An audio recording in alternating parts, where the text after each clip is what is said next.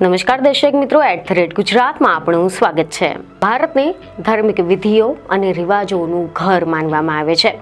લગ્નને ભારતમાં સૌથી મહત્વપૂર્ણ અને પવિત્ર વિધિઓમાંનું એક માનવામાં આવે છે. દરેક ધર્મ અને સમુદાયમાં પોતપોતાના રિવાજો અને પરંપરાઓ અલગ અલગ હોય છે, જે તેને પૂર્ણ કરતી હોય છે.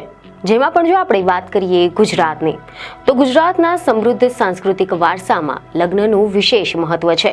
વિવિધ સમુદાયમાં અનન્ય રિવાજો અને પરંપરાઓ હોય છે, જે તેમની સાંસ્કૃતિક ઓળખને પ્રતિબિંબિત કરતી હોય છે. જેમાં જો આપણે વાત કરીએ રબારી સમુદાયની, તો રબારી સમુદાયમાં પણ અન્ય સમુદાયની જેમ જ તેની વિશિષ્ટ પરંપરાઓ માટે જાણીતો છે. આમાંથી એક છે લગ્નમાં સોનાના દાગીના ચઢાવવાની પ્રથા. પરંતુ હવે આ પ્રથાનો અંત લાવવાની ચર્ચાઓ થઈ રહી છે. તો ચાલો જાણીએ કે આ પ્રથા શું છે અને શા માટે તેનો અંત લાવવાની ચર્ચાઓ કરવામાં આવી રહી છે. તો સૌપ્રથમ તો તમને જણાવી દઈએ કે જેમ આપણે સૌ કોઈ જાણીએ જ છીએ કે ભારતીય સમાજની આપણે વાત કરીએ તો મોટા ભાગે લગ્નમાં દીકરીઓને શક્ય તેટલું વધારે સોનું આપવાનું ચલણ જોવા મળે છે. જો કે રબારી સમાજમાં વહુઓને વધુ સોનું આપવાની પ્રથા છે. આ સમાજમાં દીકરીઓને માતા પિતાની આર્થિક સ્થિતિ મુજબ સોનું આપવામાં આવે છે. આ અંગે સમાજ શાસ્ત્રીઓનું માનવું છે કે સામાન્ય રીતે એવું જોવા મળે છે કે રબારી અને ભરવાડ સહિતના જે માલધારી સમાજ છે, આ સમાજના લોકો વજનદાર ઘરેણાં પહેરે છે. પહેલાના સમયમાં માલધારી સમાજના લોકો પોતાના ઢોરને લઈને ફરતા હતા અને દૂધના પૈસા આવે તેમાંથી સોનું અને ચાંદીનું ખરીદી કરતા હતા અને જરૂર પડે ત્યારે તેને વેચી દેતા હતા. પરંતુ હવે સોનું ખરીદવા માટે મિલકત વેચવાનો પણ વારો આવે તેવા દિવસો આવી ગયા છે. અને આમ પણ રબારી સમુદાય એક પરંપરાગત અને સાંસ્કૃતિક સમુદાય છે કે જે તેની અનોખી ઓળખ અને પરંપરાઓ માટે જાણીતો છે. અને આમાં તેમના લગ્નમાં સોનાના દાગીના પ્રસ્તુત કરવા એ આ સમુદાય માટે એક મહત્વપૂર્ણ રિવાજ માનવામાં આવે છે. જેમાં કન્યા અને વરરાજાને સોનાના દાગીનાથી શણગારવામાં આવે છે. અને આ પ્રથા માત્ર તેમની સંપત્તિ અને સમૃદ્ધિનું પ્રતીક જ નથી, પરંતુ તે તેમના સાંસ્કૃતિક વારસાનો પણ એક મહત્વપૂર્ણ ભાગ બની ગયો છે. પરંતુ હવે આ પ્રથાનો અંત લાવવાની ચર્ચાઓ શરૂ થઈ ગઈ છે, કારણ કે આના પાછળ ઘણા બધા કારણ હોઈ શકે છે. પ્રથમ તો એ કે સોનાના દાગીના આપવાની આ જે પ્રથા છે તે ખૂબ જ ખર્ચાળ હોય છે. આના કારણે લોકો પર નાણાકીય બોજ વધી જાય છે. આ સિવાય કન્યાને વધુ ઘરેણાં પહેરવાની પણ જરૂર પડતી હોય છે. વધુમાં સોનાના દાગીના આપવાની આ જે પ્રથા છે તે હવે જાણે કે સ્પર્ધાના એક સ્વરૂપ તરીકે જોવામાં આવી રહ્યું છે, જેમાં લોકો એકબીજાને પાછળ છોડી દેવાના પ્રયાસો કરતા હોય છે.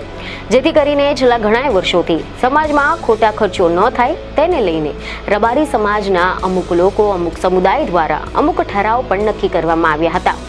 જેમ કે એવા રિપોર્ટ સામે આવ્યા હતા કે આ સમાજમાં કુરિવાજો દૂર કરવા માટે રબારી સમાજ બંધારણ પરિષદ અમદાવાદ દ્વારા નવા નિયમો 15મી જાન્યુઆરી 2025ના રોજથી અમલમાં મૂકવામાં આવ્યા હતા.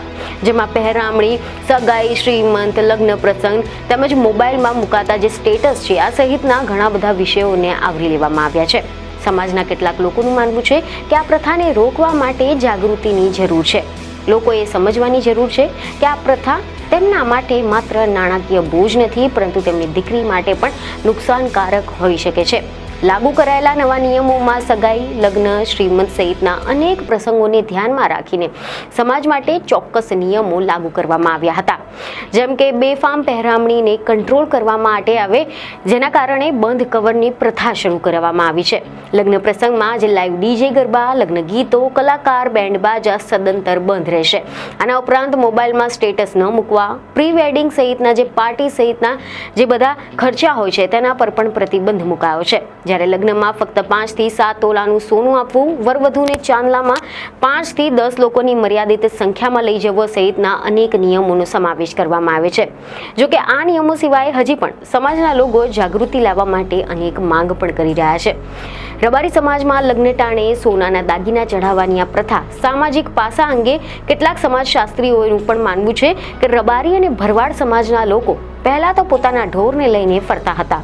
તે સમયે તેઓ પોતાની કમાણીમાંથી સોનું અને ચાંદીની ખરીદી કરતા હતા અને જ્યારે તેમને જરૂર પડે ત્યારે તેને વેચી નાખતા હતા. પરંતુ હવે આજે સોનું રોકાણ બની ગયું છે. સોનાના ભાવ આસમાને પહોંચી ગયા છે, તો બીજી તરફ રબારી સમુદાયમાં હજુ પણ મોટાભાગના લોકો આ પરંપરાગત દૂધ અને ખેતીના વ્યવસાય સાથે જોડાયેલા છે. જેટલી ઝડપથી સોનાના ભાવ વધી રહ્યા છે, તેટલી ઝડપથી દૂધ અને ખેત પેદાશના ભાવ પણ નથી વધી રહ્યા. પહેલાના સમયમાં જમીનદાર કરતાં પણ વધારે મહત્વ માલધારીઓનું હતું, કારણ કે પશુઓની કિંમત વધારે જ હતી. તે સમયે માલધારી સમાજમાં ખેતી કરનાર સમાજ પણ આના કરતાં આર્થિક રીતે વધારે સદ્ધર માનવામાં આવતા હતા. એ સમયે માલધારી સમાજમાં લગ્ન સમયે સોનું ચઢાવવાની પરંપરાઓ શરૂ કરવામાં આવી હતી. જોકે આજના સમયમાં સ્થિતિ ઊંધી થઈ ગઈ છે. પરંપરાગત પશુપાલનનો વ્યવસાય કરતા લોકોને હવે સોનું ખરીદવું પોસાય તેમ નથી. લગ્નમાં સોનું આપવાની પ્રથાથી શરૂઆતનું કારણ સ્ત્રીઓની આર્થિક સુરક્ષા માનવામાં આવતી હતી. માલધારી સમાજમાં મહિલાઓ ચાંદીના મોટા મોટા કડા કે પછી વજનદાર સોનાના દાગીના પહેરે છે. આ દાગીના તેઓ ફેશન માટે નહીં, પરંતુ પોતાની આર્થિક સુરક્ષાના ભાગરૂપે પહેરતા હતા. પરંતુ જેમ જેમ સોનાના ભાવ વધતા જઈ રહ્યા છે, તેમ તેમ માત્ર રબારી સમુદાયના જ નહીં, પરંતુ દરેક સમાજના મધ્યમ વર્ગ અને આર્થિક રીતે નબળા વર્ગના લોકોને હવે સોનાના દાગીના પોસાય તેમ નથી. હવે દાગીના પાતળા થતા જાય છે, તેમજ ઓછા કેરેટના બનતા જાય છે, તેમજ આ પ્રથા હવે રિવાજથી મટીને કુરિવાજ બનતી જોવા મળી રહી છે. જોકે રબારી સમાજમાં લગ્નમાં દાગીના પ્રથા બંધ કરવા માટેની ઝુંબેશ એ પાટણ જિલ્લાના સોનાદરા ગામના હીરાભાઈ દેસાઈ તેમજ માલધારી સમાજના યુવા સંગઠન દ્વારા શરૂ કરવામાં આવી હતી. એવા સમાચાર છે કે તેમની સાથે સમાજના લોકો પણ જોડાઈ ગયા હતા. ઉત્તર ગુજરાતમાં ગામે ગામ જઈને સભાઓ કરીને આ લોકો સમાજના અન્ય લોકોને સમજાવી રહ્યા છે. આ મુદ્દે આગામી સમયમાં મોટું સંમેલન યોજવાનું પણ આયોજન કરી રહ્યા છે. તેમનું માનવું છે કે પહેલાના જમાનામાં બેંકમાં પૈસા મૂકવાના બદલે સોનું અને ચાંદી વધુ ખરીદવાનું જે ચલણ છે, આ ધરાવતા રબારી સમાજમાં હવે ધીમે ધીમે સોનું એ પ્રથા બની ગયું છે. જોકે સોનાના વધતા જતા ભાવના કારણે હવે લોકોને સોનું ખરીદવામાં આર્થિક મુશ્કેલીનો સામનો કરવો પડી રહ્યો છે, જેથી હવે આ પ્રથાનો અંત લાવવા માટે આગળ આવવાનો સમય આવી ગયો છે. આપણે આપણી આસપાસના લોકોને આ પ્રથા વિશે જાગૃત કરવા જોઈએ અને તેમના નુકસાન વિશે તેમને જણાવવું જોઈએ. વધુમાં આપણે સરકાર અને સામાજિક સંગઠનોને પણ આ પ્રથાનો અંત લાવવા માટે પહેલ કરવાની અપીલ કરવી જોઈએ.